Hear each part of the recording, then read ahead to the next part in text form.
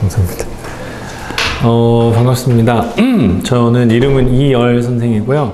영어 강의를 하고 있습니다.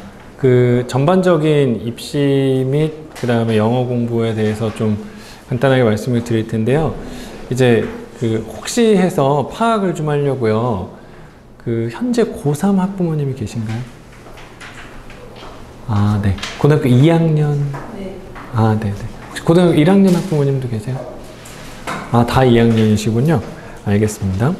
제가 아까 6시에 그 고2 재원생들 대상으로 좀 설명을 했어요. 근데 재원생들하고 그 이제 학부모님들하고는 조금 내용이 달라야 돼서, 왜냐면 재원생들은 그 재학생들은 이제 실제로 뭐 마음가짐이나 여러 가지 실제 케이스들에 대해서 좀 많이 말씀을 드렸었거든요. 예를 들면 그 정말 열심히 한다라는 게 어떤 거냐, 뭐 이런 것부터 시작해서 고등학교 1학년, 2학년들의 하루 일과 고3의 일과, 그리고 성공하는 경우에는 정말 내가 독하게 마음 먹어서 공부한다라는 게 어떤 거냐, 뭐 그런 얘기를 좀 했고요.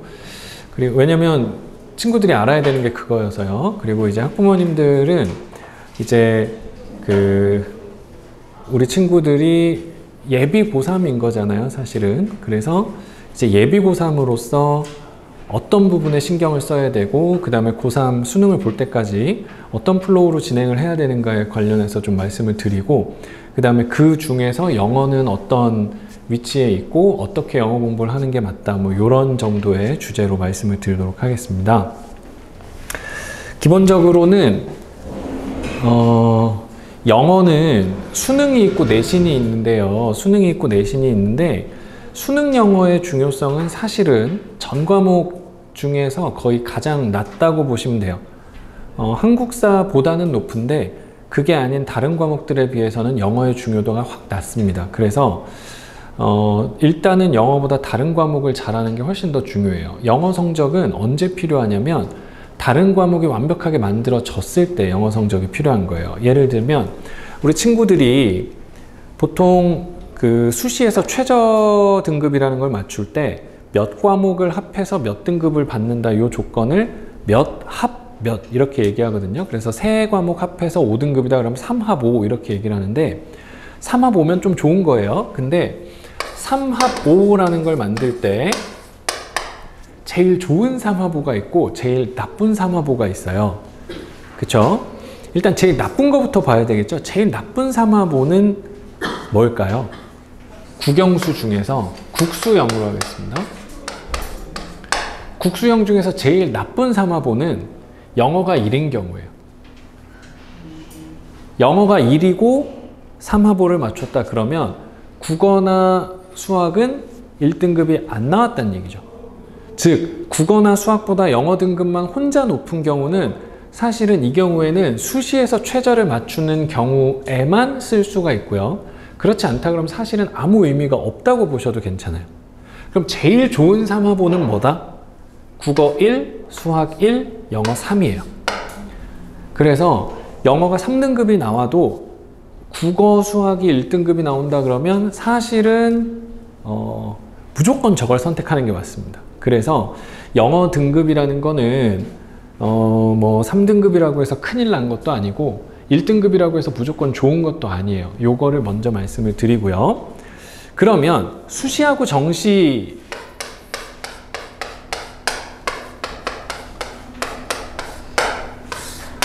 말씀을 드리는데, 이게 저는 설명을 되게 많이 다니거든요. 그래서 학부모님들을 만나보면, 또 학생들을 만나보면, 학생들은 수시에 관심이 많을까요? 정시 정보에 관심이 많을까요? 애들은 정시 정보에 관심이 많아요. 왜요? 내신으로는 이미 늦었다라고 판단을 하기 때문이에요. 그래서 내신으로 이미 늦었기 때문에 나는 정시 파이터가 돼야 되는데 빨리 용기와 힘을 주세요, 이런 느낌이고요. 학부모님들은 수시에 관심 많을까요? 정시에 관심 많을까요? 수시에 압도적으로 관심이 많으세요. 그래서 우리 애는 어떻게든 수시로 해서 대학을 가야 되니까, 빨리 끝내야 되니까 수시 정보를 주세요, 이렇게 말씀을 하세요. 근데 결론적으로 말씀을 드리면 수시만 준비하는 것도 나쁘고요. 정시만 준비하는 것도 나빠요. 왜? 이게 많은 경우에 우리 아이들이 착각을 하는 게요. 수시에서 수능 최저를 맞추면 붙는 줄 알더라고요. 수시에서 수능 최저를 맞추면 그 애들을 데리고 심사를 하는 거지, 수능 최저를 맞추면 걔를 뽑는 게 아니에요. 근데 애들은 수시의 경쟁력을 생각하기 이전에 최저만 맞추면 된다는 어떤 믿음을 갖고 있어요. 그게 왜 그러냐면 어떤 긍정 확증 편향이라고 하는데, 자기에 대한 좋은 평가들을 계속 보다 보면 내가 되게 괜찮은 사람이다 라고 생각을 하게 돼요. 그래서 자기 생기부에 사실은 뭐 좋은 말이 써 있겠죠. 그러니까 그걸 계속 읽다 보면 아, 이거는 대학에서도 나를 뽑을 수밖에 없겠는데, 이런 생각이 듭니다. 그래서 이제 최저만 맞추면 돼, 이렇게 생각을 하게 돼요. 근데 제가 사실 아까 오늘 와서 알았어요. 뭐냐면 제가 애들한테 무슨 얘기를 했냐면, 너네 정시 파이터라고 절대 수시 포기하면 안 된다. 정시 파이터여도 내신은 끝까지 챙겨야 된다. 1점이라도 더 가져가라. 네가 만약에 내신으로 대학을 못 간다고 하더라도 남들이 편하게 가는 거라도 막아라. 어떻게든 등급을 높여라. 그렇게 얘기를 했어요. 그러면서, 왜냐면 고3 때는 내신이 전 과목이 다 EBS 교재로 나오잖아요. 근데 이제 지금 2학년 친구들의 내년 수능에서 제일 중요한 키워드는 EBS가 될 거거든요. EBS 교재를 어떻게 공부하냐에 따라서 애들이 어려운 수능이든 쉬운 수능이든 거기에서 성과를 내는 건데, 아니 EBS 지문에서 수능이 나오고 EBS 지문에서 내신이 나오는데 네가 정시 파이터라고 굳이 애써서 내신을 버릴 필요는 없잖아, 이 얘기를 하다가, 물론 수행평가가 너무 과도하면 그렇게까지는 안 해도 괜찮아, 이렇게 얘기를 했거든요. 근데 애들이 수행평가가 별로 안 빡세다는 거예요. 그래서 그럴 리가 없는데? 그러고 제가 오늘 와서 확인했어요. 너네 수행평가로 뭐 하니? 그랬더니 학교 수행평가로 보고서 쓰고 PPT 만들고 발표를 한대요. 알고 계셨어요? 아, 그래요? 왜냐면요, 보통 좀 센 생기부를 만드는 학교들은요, 일단 애들이 토론을 한다 그러면 영어 토론을 하고요, 그 다음에 코딩을 짜고요, 그 다음에 실제로 뭘 만들어요. 프로그램을 만들든지 뭐 어떤 모델을 만들든지. 그래서 사실은 애들의 수시 전쟁이 사실은 이 수행평가 전쟁이 엄청 심하거든요. 애들이 불필요한, 그러니까 정시 파이터가 될 때는 수행평가 그 경쟁은 조금 불필요한 거예요. 그래서 3학년 때 그거는 조금 살살해도 돼 라고 얘기를 하고 했더니 애들이 그 뭐 PPT 2시간이면 만드는데요, 이래가지고 제가 깜짝 놀란 거예요. 근데 만약에 안 챙겨주면 이게 부모님들이라도 챙기셔야 돼요. 왜냐면 이게 생기부에 예쁘고 좋은 말만 있다고 절대 좋은 게 아니거든요. 그래서 제가 오늘 이따가 그 생기부에 대한 얘기도 조금 해드릴게요. 근데 어쨌건 그래서 수시하고 정시에서 영어가, 얘는 내신이고요. 아, 얘가 내신이지. 얘가 내신이고 얘는 수능인데요. 수능만 볼 거다라고 한다 그러면, 수능만 볼 거다라고 하면 요 정시 영어는 아까 말씀드린 것처럼 그닥 중요성이 없습니다. 만약에 우리 애가 2등급을 받았잖아요? 그러면 큰일 난 걸까요? 잘했다 그러고 그냥 어깨 토닥여주면 될까요? 잘했다 그러면 돼요. 왜냐면 영어 선생님들이 좋아하는 게 있어요. 뭐냐면 뭐 이번에 어느 대학이 영어 반영률을 2배로 높였다 뭐 막 이러거든요. 이게 반영을 5점 하는 학교가 있고 한 10점 하는 학교가 있어요. 근데 그게 문제가 뭐냐면 만점이 몇 점이게요? 서울대만 600점이고 나머지 학교는 만점이 1000점이에요. 1000점에 5점이냐 1000점에 10점이냐거든요. 그러니까 사실은 거의 안 봐요. 근데 2등급하고 3등급 사이의 구간은 조금 점수 차가 있어요. 그러니까 물론 아까 말씀드린 것처럼 정시를 갔을 때는 최종 합격점은 소수점에서 갈리기도 해요. 그러다 보니 국어랑 수학은 배점이 크니까 걔들은 최대한 점수를 먼저 높여놓고 그 다음에 여기서 더 점수가 안 오르는 상황에서 영어를 올려야 소수점 싸움에서도 이기긴 하겠죠. 그러니까 그런 의미에서 국어 수학에 비해서 얘는 큰 의미가 없다고 말씀을 드린 거고요. 사실은 2등급을 맞아도 전혀 불이익이 없습니다. 애가 영어가 2등급인데 1등급으로 죽어도 올려야 되겠다고 우긴다고 쳐요. 왜 그러는 거게요? 걔는 머릿속으로 국어하고 수학 중에 하나를 버리려고 하고 있는 거예요. 왜냐면 내가 최저에서 영어 1만 뜨면 딴 거 하나 안 해도 돼. 이 생각이 기본적으로 있는 거예요. 그러니까 애가 만약에 내가 영어는 반드시 1등급을 만들어야 돼 막 이러고 있으면 갸륵하고 기특하지만 합리적 의심을 해봐야 돼요. 수학 버리려는 거야? 이렇게 물어봐야 돼요. 왜냐면 수시든 정시든 한 가지 길만 보잖아요. 그러면 애들의 시야가 좁아지면서 굉장히 그냥 합리적인 사람이 봤을 때는 저러면 안 되는데 하는 행동들을 해요. 그래서 그렇습니다. 근데 어쨌건 얘는 2등급 이상이면 아주 안전하다 이렇게 보시면 돼요. 근데 내신은요. 내신은 얘는 조금 배점이 크고요. 그 다음에 무엇보다 중요한 게 과목 세특이 들어가요. 그렇기 때문에 수시 경쟁력에서 제일 중요한 과목 중에 하나가 영어거든요. 내신 점수가 높아야 되고 그 다음에 세특이 좋아야 돼요. 그리고 만약에 1학년 때 내신 성적이 조금 안 좋았다고 쳐요. 그러면 쭉 안 좋아도 되는 게 아니라 어떻게든 1점이라도 더 올려야 돼요. 왜 그러냐면 등급만 보는 게 아니고 백분위도 봐요. 그리고 표준 편차도 봐요. 그리고 대학들이 제일 좋아하는 내신 평점이 몇 점이게요? 1.0을 더 좋아할 것 같으세요? 1.6을 더 좋아할 것 같으세요? 1.0이에요? 1.6이에요? 1.6이에요. 왜요? 1.0은요. 울릉도 고등학교 전교 1등이고요. 1.6은요. 정말 애들이 공부 잘하는 그 정글 같은 고등학교 전교 1등 점수예요. 학교 이름을 블라인드 처리했을 때 제일 좋아하는 내신 등급대, 골든 점수대라고 하죠. 1.6에서 1.8이에요. 최상위 레벨. 최상위 학교에서 뽑는 내신, 제일 좋아하는 그 내신 등급 거기고요. 그 다음에 2.5에서 3.5 사이가 실질적으로 인서울 수시에서 제일 합격생을 많이 내는 등급 구간이에요. 왜 그러냐면 이게 3.5면 선생님 3.5면 낮은 거 아니에요? 아니에요. 지금 애들은 적기 때문에 사실 등급 석차에 비해서 등급이 조금 뻥튀기가 돼 있어요.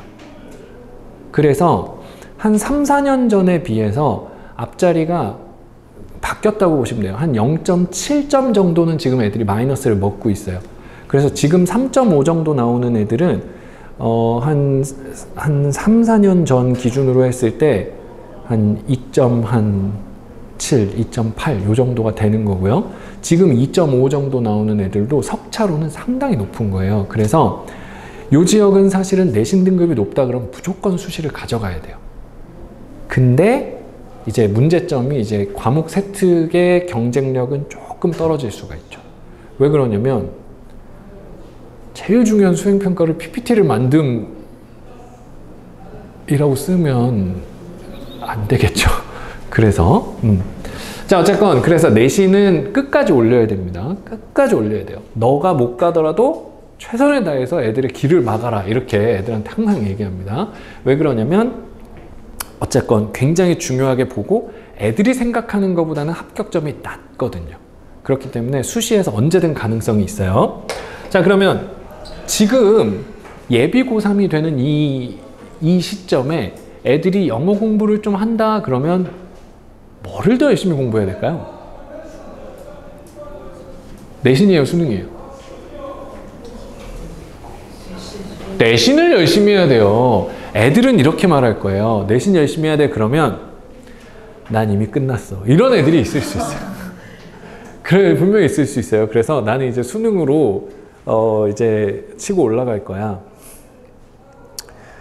근데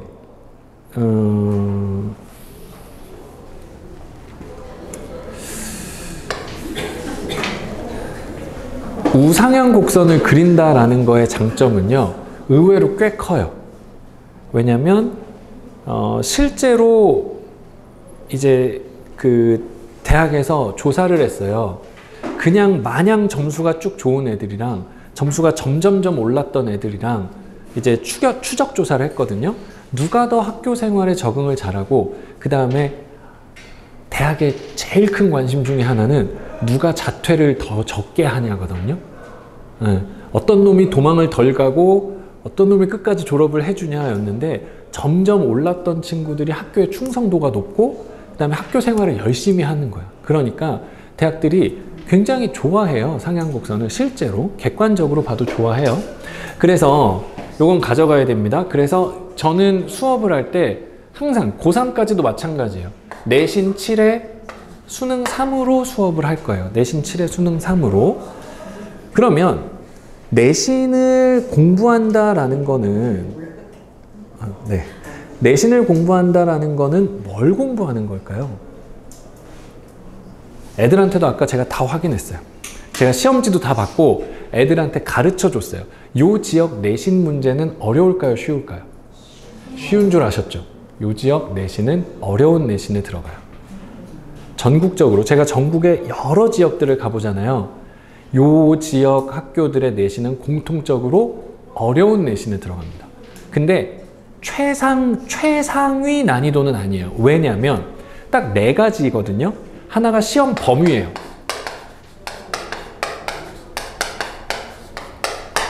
그 다음에 지문 변형,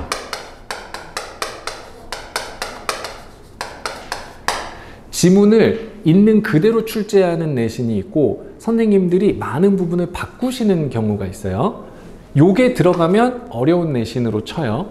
그 다음에 문법 문제가 나오는데, 문법을 그냥 답만 찾아라 하는 문법이 있고, 틀린 이유를 설명해라 라고 하는 문법이 있어요. 이유를 써야 되는, 요게 들어가면 어려운 내신이에요. 근데 요 지역 학교들은 이유를 써라를 물어봐요. 그 다음에 마지막으로 문장 형태로 영작해라 라는 형태의 문제들이 출제되면 어려워요. 근데 영작 문제가 실질적으로 변별력을 만들어요. 그래서 평가하는 4가지 중에 요 3가지가 다 해당돼요. 근데 문제는 뭐냐면, 보통 좀 어렵다 하는 학교들은 시험 범위가 모의고사 지문 기준으로 200개 정도 됩니다.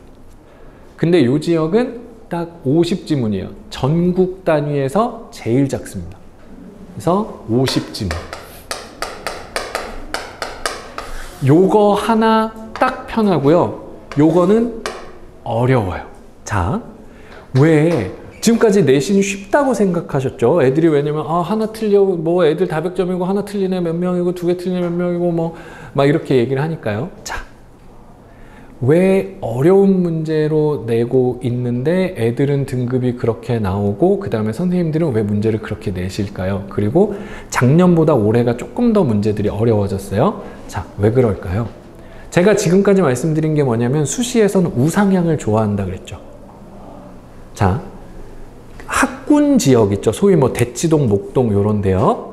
대치동, 목동, 뭐 대구, 수성구 요런 지역을 제외한 거의 모든 학교에서 선생님들이 제일 싫어하시는 게 우상향 곡선이에요. 왜요? 왜 우상향을 싫어할까요? 1학년 때 3등급이었다, 2학년 때 2등급이고 3학년 때 1등급을 받은 애가 있으면 그 아이의 미래에 있어서 얼마나 좋겠어요. 긍정적이고. 근데 왜 싫어할까요? 얘가 3등급이었던 애가 2등급이 되고 1등급이 되면서 원래 1등급이 되었던 애를 끌어내린 거예요. 그러면 전교 1등은 1.0이 될까요? 1.3이 될까요? 1.3이 되겠죠. 솔직히 말씀드리면 이 생기부에 자신 없는 학교들은요, 생기부 내용에 자신 없는 학교들은 딱 1.0 2명만 있으면 돼요. 그러면 그 해 입시 대성공이에요. 왜요? 내신으로만 뽑는 전형도 있거든요. 그래서 1.0 하나 만들어내는 게 사실은 이 지역 학교들의 염원이죠. 그래서 모든 시험에서, 모든 과목 시험에서 절대로 일어나서는 안 되는 일이 뭐게요? 우상향 곡선이에요. 이렇게 올라가면 1학년 때 1등급이었던 애가 2학년 때도 1등급, 3학년 때도 1등급 이게 그대로 가져야 1.0이 나오잖아요.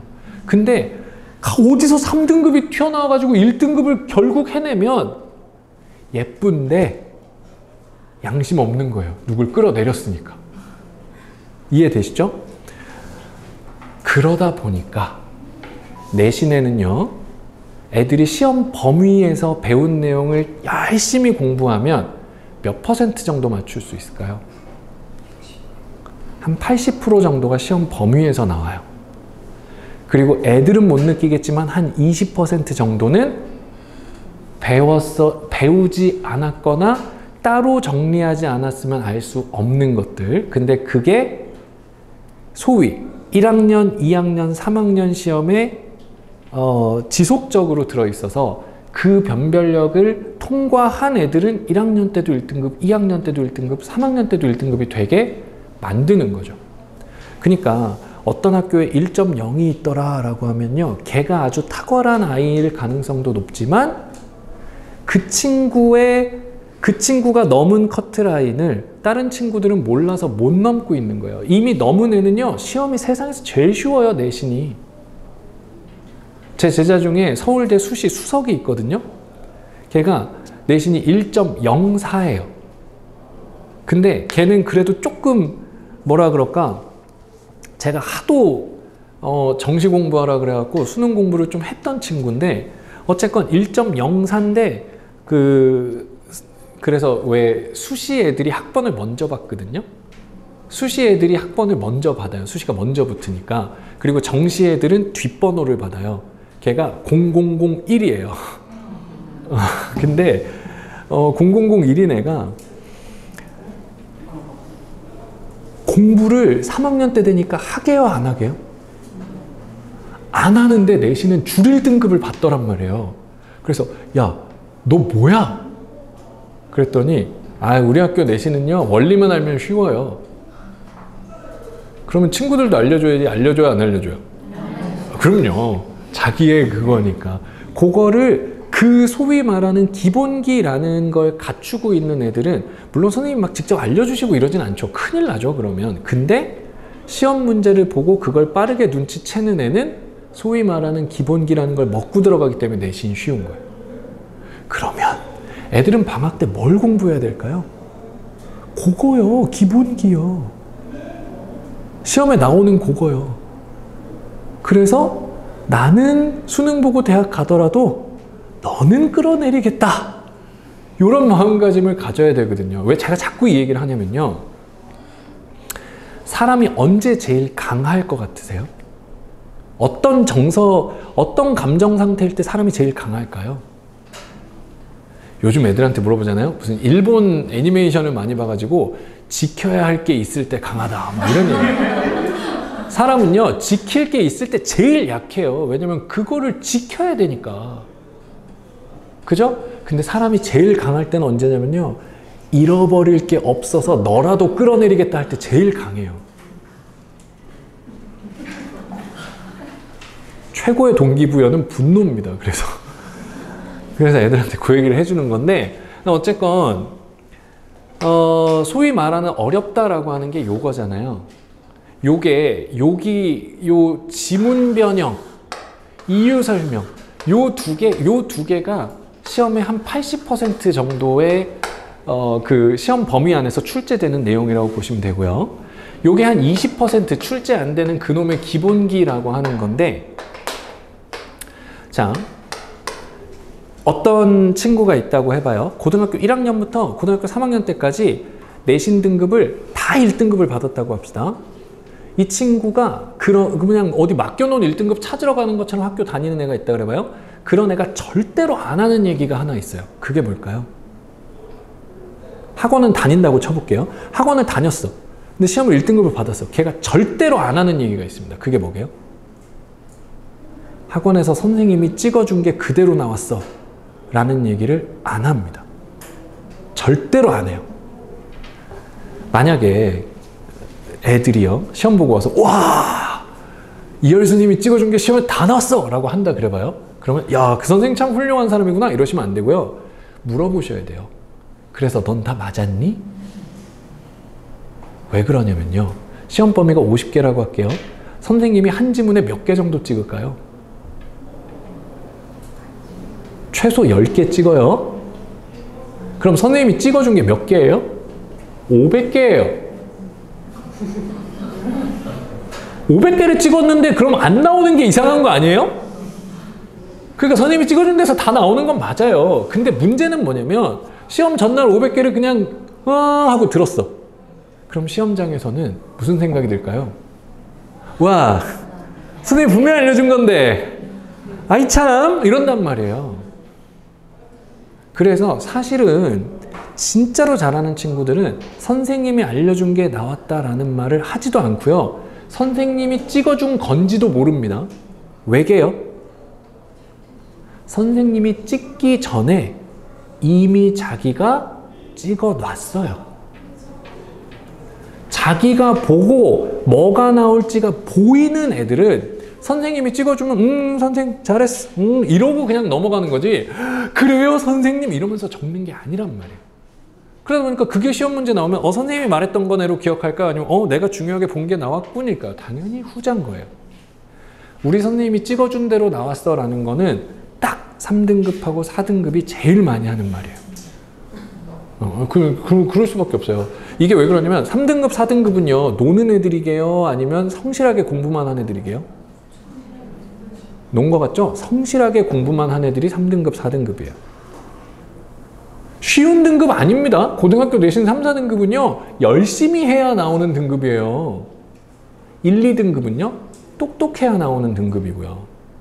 그러니까 똑똑한 공부를 해야 되는 거고 성실함 위에 요건 성실함으로 어떻게 커버가 돼요. 근데 얘는 성실함으로 커버가 안 돼요. 왜냐하면 우상향을 막아야 되니까요. 그렇기 때문에 중학교 때는 보통 애들이 내신을 이렇게 공부해요. 본문을 다 외웁니다. 그리고 예상 문제 풀고요. 기출 문제 딱 풀어요. 그리고 딱 가요. 그러면 뭐 A를 받아오겠죠. 그죠? 근데 그게 내 실력이다라고 생각하고 고등학교 1학년에 딱 올라오잖아요? 그러면 나 중학교 때 A 출신이야 이러고 있었단 말이에요. 그러면 시험을 보는데 당연히 잘 봐야 된다고 생각을 하겠죠? 그러니까 자기가 알고 있는 방법으로 최선을 다하겠죠? 애들이 되게 진보적일 것 같으세요? 엄청 보수적일 것 같으세요? 애들은 엄청 보수적이에요. 그래서 중학교 때 익숙했던 나한테 A를 줬던 학습법을 절대 안 고치고 싶어 합니다. 그래서 절대 다수가 시험 범위가 20배 이상 늘어났는데 외워요.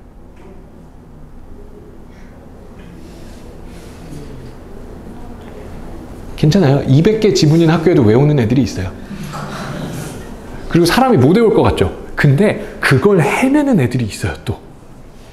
그래서 열심히 외우는 애들이 하나씩 있는데 어쨌건 그렇게 외워서 공부를 하잖아요? 그러면 시간이 지날수록 애들이 어떤 반응이냐면 혹시 그런 거 아세요? 애들이 게임하고 있는데 엄마가 요즘은 핸드폰 게임하니까 안 되지만 옛날에 왜 우리 오락할 때 엄마가 이렇게 코드를 뽑아버려요. 그럼 그러고 화를 내요. 왜요? 세이브를 못했거든. 내가 한 게 날라갔거든요.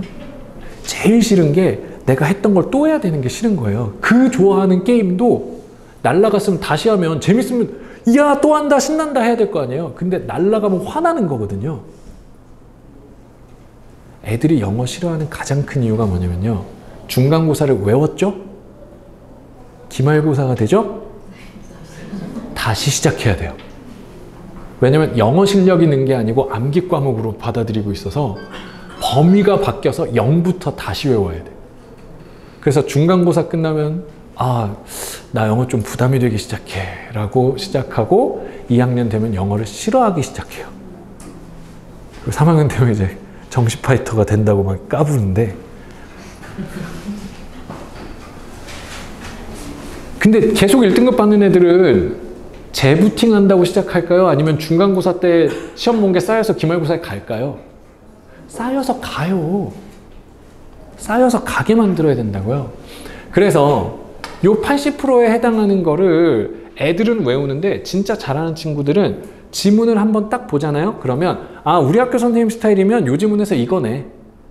아, 여기서 여기만 보면 돼. 선생님이 그때 수업 때 그렇게 말했지. 그럼 이거 낸다는 얘기야. 기가 막히게 알아들어요. 그래서 딱 거기만 보죠. 그리고 그렇게 해서 남들보다 공부를 훨씬 적게 해요. 시험 기간에 1등급이 공부 더 많이 할 것 같아요? 3등급이 더 많이 할 것 같아요? 아, 이렇게 말하니까 좀 그렇죠. 1등급이 늦게 잘 것 같아요? 3등급이 늦게 잘 것 같아요? 네, 1등급은 일찍 잡니다. 3등급은 밤을 새요. 1등급은 왜 일찍 자요? 할 게 다 끝난 걸 본인이 알아요. 무슨 근거로요? 요걸 할 줄 알아서 그래요. 그래서 요거를 내신의 출제 원리라고 해요.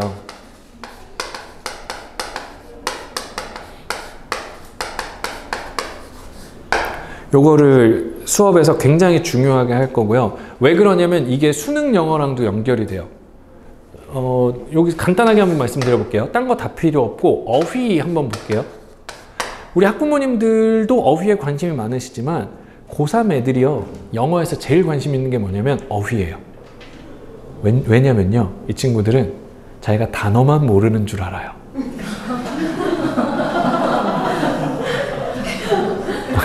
그래서 단어만 외우면 되겠지라고 생각한단 말이에요.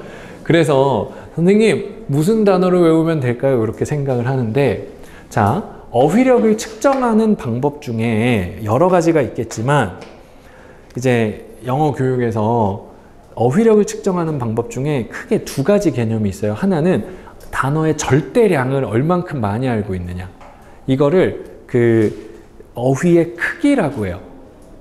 vocabulary size라고 하고, 이게 양이 많을 때는 large vocabulary라고 해요. 많은 큰 양의 그 단어를 알고 있다. 그래서 크기라고 할게요.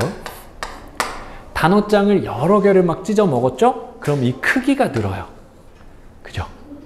근데 내신도 그렇고요, 수능도 그렇고요, 결정적인 변별력 문제는요, 이 크기를 물어보지 않아요. 특히 수능은 어려운 단어들은 밑에 뜻을 다 써줍니다. 그러면 또 다른 그게 있는데, 그게 뭐냐면 어떤 한 단어를 얼만큼 문맥상 의미를 깊이 이해할 수 있느냐를 물어봐요. 그거를 vocabulary depth라고 해요. 깊이. 그래서 크기와 깊이가 있어요. 예를 물어봐요. 요번 고3 모의고사에서 제가 뭐 거기 드린 자료 보면 6월 모의고사 분석해 놓은 건데요. 그냥 나중에 한번 보세요. 그 안에 보면 제일 어려웠던 문제가 33번이다 이렇게 나와 있고, 정답률도 나와 있어요. 그래서 그 33번은 한 20% 정도가 맞췄거든요. 그 얘기는 10명 중에 2명이 풀 수 있었다가 아니에요. 왜냐면 수능은요, 수능 전체 응시자 중에 한 20-30%는요 한 번으로 찍고 잡니다. 그렇기 때문에 찍어서 그 지문을 맞춘 애들까지 계산하면 실제로 그 지문을 알고 푼 애들은 100명 중에 10명 남짓이란 얘기예요. 그렇기 때문에 너무 어려우니까 이건 킬러다라고 배제가 된 지문이에요. 자, 근데 그 지문에서, 그 33번 지문에서 제일 애들이 몰라서 못 푼 거가 무슨 단어냐면요, depend라는 단어예요. 자, depend라는 단어는요, 애들이 초등학생도 아는 단어예요. 이거 의존하다예요. 자, 근데 예를 들면 성공이 depends on 노력이라고 해볼게요. 이 말은 노력하면 100% 성공한다라는 말인가요? 아닌가요? 아니죠. 근데 노력하지 않으면 성공할 수 없다랑은 같은 말이죠. 그죠? 노력을 해야만 성공할 수 있다. 성공을 하려면 노력은 반드시 있어야 된다랑 같은 말이죠. 33번 문제가 뭐였냐면 객관성이라는 거는 독자에 의존한다 그랬어요. 그 말은 뭐냐면 독자가 없으면 그게 성립하지 않아 랑 같은 말이에요. 근데 애들이 요걸 해석을 못하니까 본문에 단서가 없어요. 그러고 아무도 그 문제를 거의 못 푼 거예요. 심지어 그거를 해설을 못하는 선생님도 봤어요. 근데 중요한 건 뭐냐면 요런 단어를 내신에서 물어보는 거예요. 우리 애가 뭐 이렇게 두꺼운 단어장을 안 봐갖고 내신에서 선생님이 단어를 다 바꿨어. 아니에요. 실제로 선생님들이 어디서 듣도 보도 못한 단어들로 바꿨을까요? 아니면 굉장히 합리적으로 바꿨을까요? 제가 시험지 다 봤어요. 합리적으로 바꿔요. 근데 애들은 일단 바뀌면 싫어요. 왜요? 암기하니까요. 그래서 그냥 읽으면서 어떻게 변형하는지 이게 선생님들이 아무데나 막 바꿀까요? 어느 것을 바꿀까요? 이러고 바꿀까요? 아니면 그 글에서 제일 중요한 자리 바꿀 수 있는 게 딱 정해져 있을까요? 딱 정해져 있어요. 그것만 바꿔요. 아니 생각해 보세요. 영어 선생님 되기가 얼마나 어려운데 영어 선생님들이 프라이드가 높을까요? 자존감이 땅바닥일까요? 프라이드가 엄청 높습니다. 그런 분들이 1등급을 누구한테 주고 싶어 할까요? 암기력 좋은 애일까요? 영어를 잘하는 애일까요? 영어를 잘하는 애한테 주고 싶은 거예요. 그러니까 선생님은 굉장히 일관성 있게 문제를 내요. 너가 이 맥락 읽을 수 있으면 너는 1학년부터 3학년까지 1등급이야. 그렇게 간단 말이에요. 그게 안 보이는 친구는 처음부터 끝까지 열심히 외우고 네. 그래서 요거는 한번 딱 배우면 돼요. 그러고 이제 내신에서 적용하면 되고 영작이요. 요게 좀 중요해요. 고등학교 2학년 애들한테 영작을 써라 그러면 애들이 좋아할까요? 싫어할까요? 싫어할 것 같죠? 근데 제가 수업을 하면 되게 좋아해요. 왜 그러게요? 네. 애들이 영어를 싫어하게 되는 데는 몇 가지 계기들이 있어요. 예를 들면 내가 공부 좀 해보려고 그러다가 합리적 의심이 들어서 뭔가 질문을 했는데 선생님이 그냥 외워라고 했다든지 아니면 수학이나 과학 같은 건 딱딱 떨어지는데 영어는 이게 뭐예요? 그러면 예외야 라고 한다든지 뭐 여러 가지가 있잖아요. 그래서 사실은 영어에서 멀어지는 경우들이 되게 많아요. 그리고 그냥 계속 리셋하면서 외워라 이러니까 되게 싫을 수 있죠. 근데 영작을 쓰려면요, 영어로 글을 쓰려면 모르는 게 하나라도 있으면 써질까요? 안 써질까요? 모르는 게 있으면 안 써져요. 그렇기 때문에 완전히 다 해결될 때까지 해결을 해주고 쓰게 만드는 거거든요. 그러다 보니까 쓰는 내용은 기본적으로는 조금 쉬운 걸 먼저 써요. 그러다 보니까 애들이 영어랑 화해하는 시간을 좀 가져요.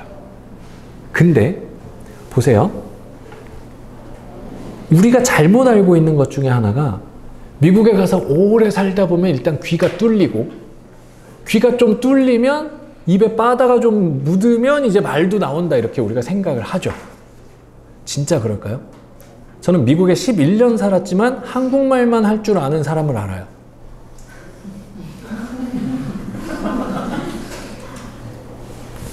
이게 우리가 공부를 할 때 오해하는 것 중에 하나가요. 내가 말할 수 있는 거가 있어야 들리기 시작합니다. 내가 말할 수 없거나 적어도 그 구조를 머릿속으로 생각해내지 못하면 듣지도 못해요. 이게 진짜 중요한 발상이에요. 왜냐면 많이 듣기만 하면 들릴 것 같죠. 지금부터 하루에 10시간씩 가서 아랍어를 들어보세요. 들리나? 안 들려요? 그런 애들은 있죠. 애니메이션을 보면서 일본어 동시통역사가 됐다. 이런 애들이 있어요. 걔들은 상황을 보잖아요. 이 상황에 이렇게 말해야 되는데 이 단어를 말했죠. 그럼 머릿속에서 그 단어부터 말하기 시작하는 거예요. 그래야 그 다음에 들려요.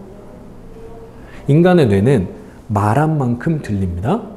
그러면 글을 많이 일단 읽다 보면 글을 쓸 수 있게 될까요? 아니면 띄엄띄엄이라도 쓰다 보면 점점 많이 읽을 수 있을까요? 후자예요.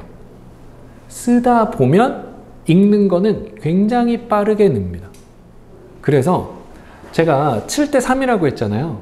근데 저 7을 하면 수능 점수도 그냥 올라요. 왜냐면 제일 많이 하는 말이 이거예요. 선생님, 이거 문제가 좀 쉬웠나요? 그래서 왜? 그랬더니 이번에 해석이 좀 잘 돼서. 우리 해석 안 했잖아요. 왜 안 해? 넌 쓸 줄 아는데. 쓸 줄 아는 사람이 못 읽겠어요? 당연히 읽죠. 그래서 그리고 제가 가르치는 영작은 마냥 쉬운 게 아니라 단어를 쉽게 해주는 거지 구조 자체는 영자 신문을 넘어갑니다. 그래서 수능 구조, 고2, 고3 내신에 출제되는 구조들 그리고 수능에 출제되는 문장들을 다 영어로 쓰게 만들어 줄 거예요. 근데 되게 빨리 돼요. 그래서 요거.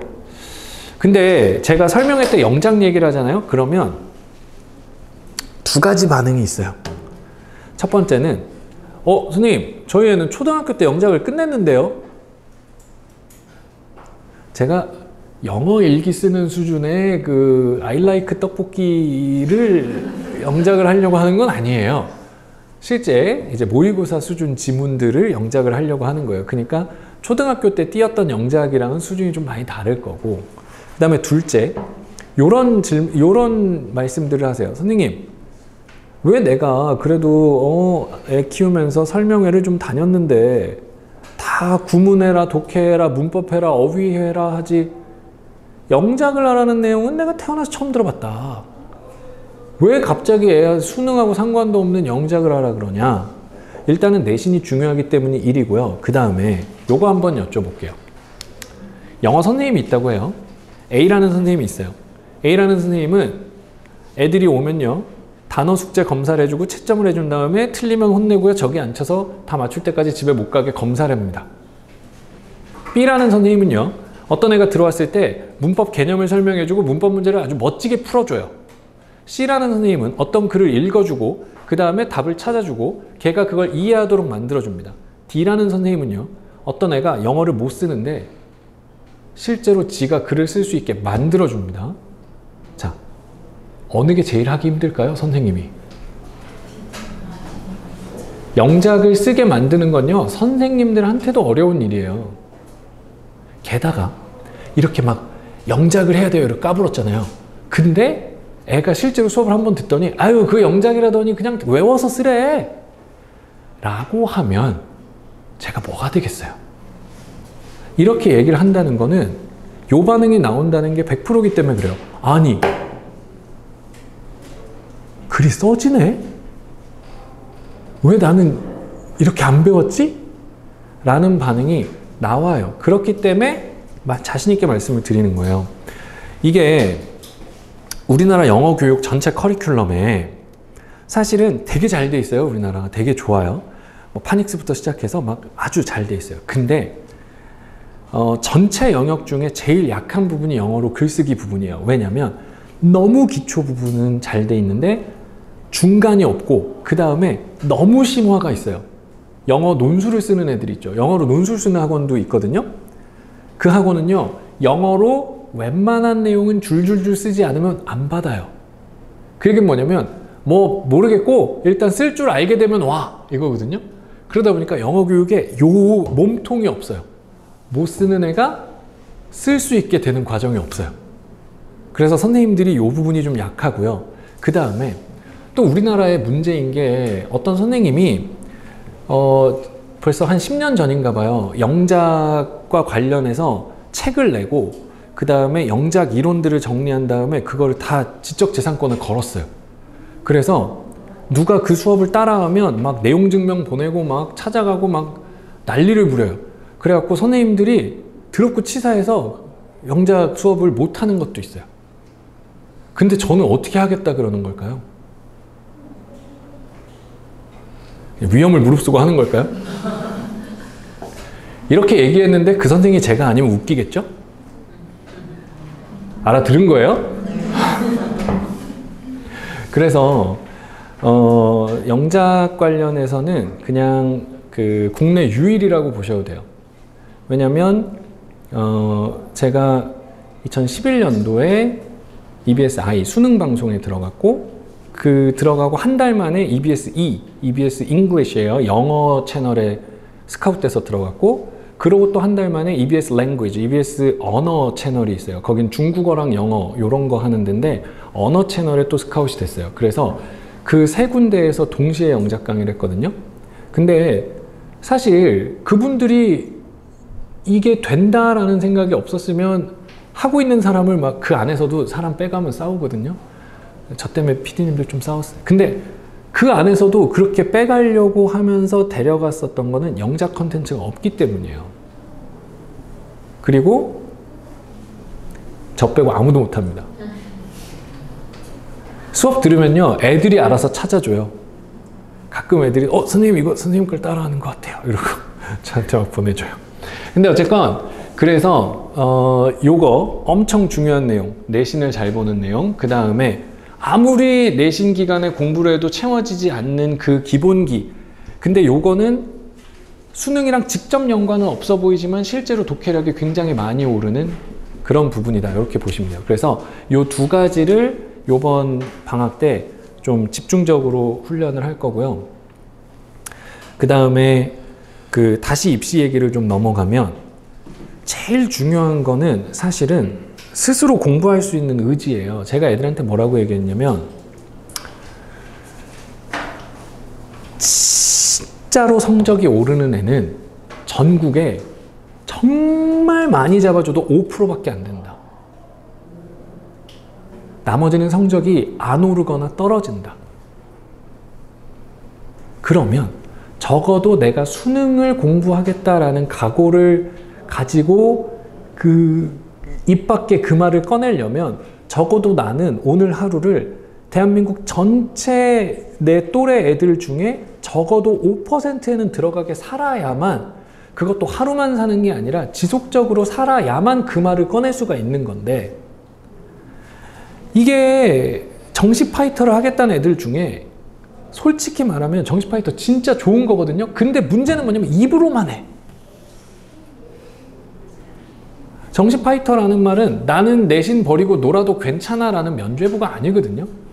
진짜로 내 꿈은 내 내신에 비해 너무 크기 때문에 나는 정말 내 남은 시간을 정말 잘 활용해서 좋은 결과를 만들어낼까? 이건 진짜 강한 의지가 필요한 거예요. 그래서 정말 이번 여름방학을 돌아봤을 때 다시 하라 그래도 나는 이 이상 할 수 없다 라고 스스로 말고 부모님이 말해줄 정도여야 간신히 명함을 꺼내는 거다 라고 했어요. 자기는 그럴 수 있죠. 난 더는 못해. 난 이제 못해.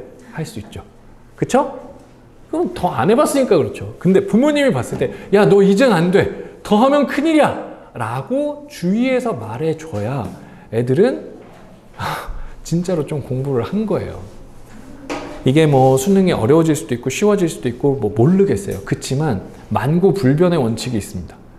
아무리 시험이 변해도 공부를 한 친구와 노력한 친구가 공부 안 하고 노네들보다 시험을 못 보는 경우는 없어요. 그 끝이 노력한 자와 안 한 자가 안 한 자가 노력한 자보다 끝이 안 한 자가 끝이 더 좋은 결과는 사실은 시험이란 데는 없어요. 그래서 진짜 좀 애들이 성과를 낼 수 있도록 그렇게 좀 프로그램을 만들려고 하거든요. 그리고 제가 98학번이에요. 근데 저희 형제들은 다 결혼을 하고 이제 애들이 있는데 저는 이제 강아지만 2마리 키우고 있거든요.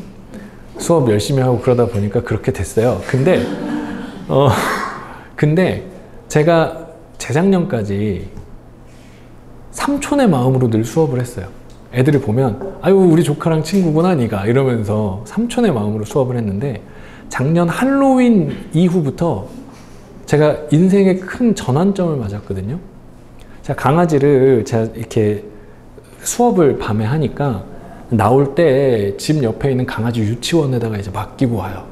왜냐면 빈집에 혼자 있으면 강아지도 슬프잖아요. 강아지도 행복해야 되는데. 그래서 유치원에 이렇게 딱 맡기고, 그 다음에 저는 뭐 문 닫을 때 찾으러 가거나 아니면 문 닫았을 때 그냥 들어가서 데리고 나오거나, 장기 고객이니까 그랬어요. 근데 그러니까 너무 잘 아는 거야. 내가 몇 시에 오고 몇 시에 못 온다 이거를. 근데 작년 할로윈에 그 강아지 유치원에서 할로윈 파티를 했나 봐요. 그래서 부모님을 초대한 모양이에요. 그리고 공식 인스타그램 계정을 보니까 강아지 막 그 할로윈 간식을 막 이렇게 만들어 갖고 주더라고요.